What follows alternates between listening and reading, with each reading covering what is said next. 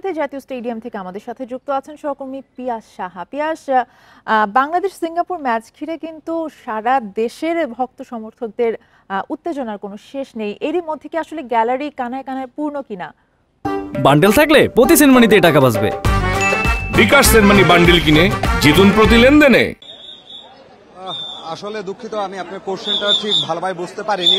এখানে আমি যেটি জানাচ্ছি সবশেষ তথ্য, সেটি হলো এখানে সিঙ্গাপুর টিম কিন্তু জাতীয় স্টেডিয়ামে এসে পৌঁছেছে।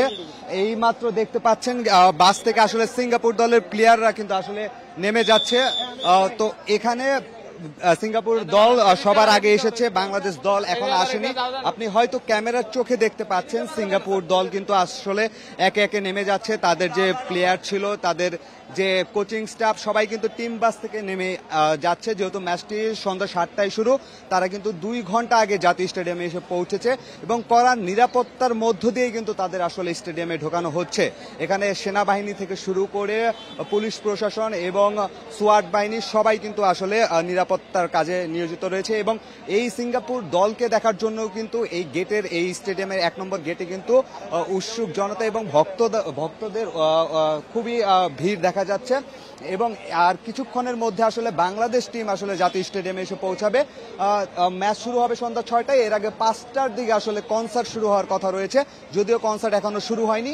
সেই কনসার্টটি আসলে 40 মিনিটের মতো অনুষ্ঠিত হবে, কারণ ফিফা এএফসি নিয়ম অনুযায়ী ম্যাচ শুরুর 1 ঘন্টা আগে স্টেডিয়ামে আর কোনো ধরনের খেলা ছাড়া কার্যক্রম চালানো যাবে না। তার মানে আর কিছুক্ষণের মধ্যেই কনসার্ট শুরু হবে।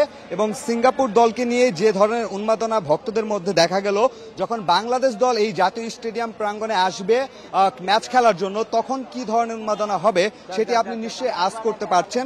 এছাড়া এই যে স্টেডিয়ামের ঢোকার কথা যদি আমি আপনাদেরকে জানাই, সেটা 3:45 থেকে শুরু হয়েছে, 5টার দিকে বন্ধ হয়ে যাওয়ার কথা ছিল, কিন্তু এখনো অনেক লোকই স্টেডিয়ামের বাইরে রয়েছে। মাঝখানে বৃষ্টি হয়েছিল, যে কারণে লোকজনের স্টেডিয়ামে ঢোকার প্রবেশের ক্ষেত্রে কিছুটা বিঘ্নতা ঘটে, যে কারণে আরো একটু সময় বাড়িয়ে দেওয়া হয়েছে। আমি যতদূর জানি বিকেল 5:30 পর্যন্ত গেট খোলা থাকবে এবং 5:30 পরে আসলে গেট পুরোপুরি বন্ধ করে দেওয়া হবে।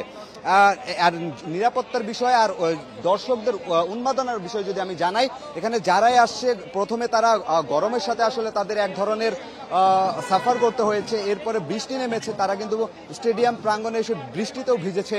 তারপরেও তারা সবাই বলছে যে জাতীয় স্টেডিয়ামে আজকে যে ম্যাচটি রয়েছে বাংলাদেশ সিঙ্গাপুর, সেটা তারা যে কোনো মূল্যেই দেখতে চায়।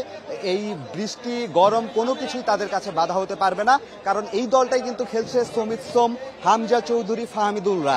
আজকের ম্যাচটা যদি বাংলাদেশ জিততে পারে, ঘরের মাটিতে যে হাইপ তৈরি হয়েছিল, দেশের ফুটবল কিন্তু আরো এগিয়ে যাবে।